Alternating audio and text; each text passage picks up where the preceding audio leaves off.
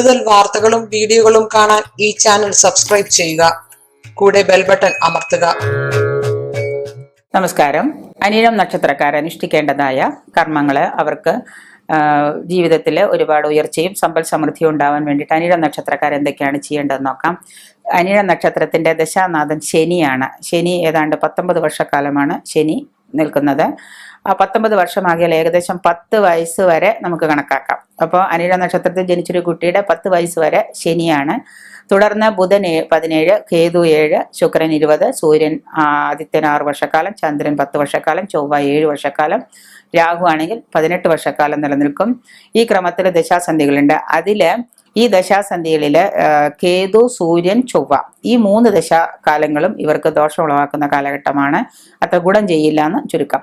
അതിനാൽ ഈ ദശകളിൽ ഉണ്ടാകുന്ന ദോഷങ്ങൾക്ക് നിങ്ങൾ വിധി പ്രകാരമുള്ള വഴിപാടുകൾ പരിഹാരങ്ങളൊക്കെ ചെയ്യുക.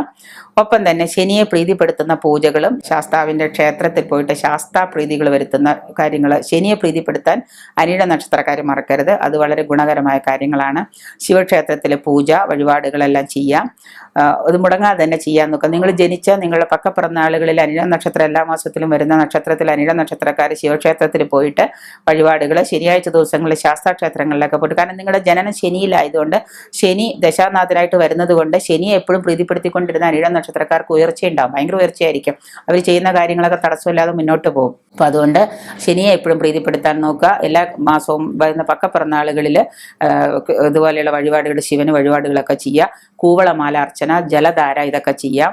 പിന്നെ ഒപ്പം തന്നെ ശനിയാഴ്ച ദിവസവും അനിഴവും ചേർന്ന് വരുന്ന ദിവസം ഉപവാസം എടുത്തുകൊണ്ട് തന്നെ പ്രത്യേക പ്രാധാന്യത്തോടെ ശിവനും അയ്യപ്പനും പൂജയും പരിഹാരങ്ങളും നീരാഞ്ജനവും ഒക്കെ ചെയ്യുന്നത് അനിഴ നക്ഷത്രക്കാർക്ക് ഒരുപാട് ഉയർച്ച ഉണ്ടാക്കുന്ന ഒരു കാലഘട്ടം കൂടിയാണ്.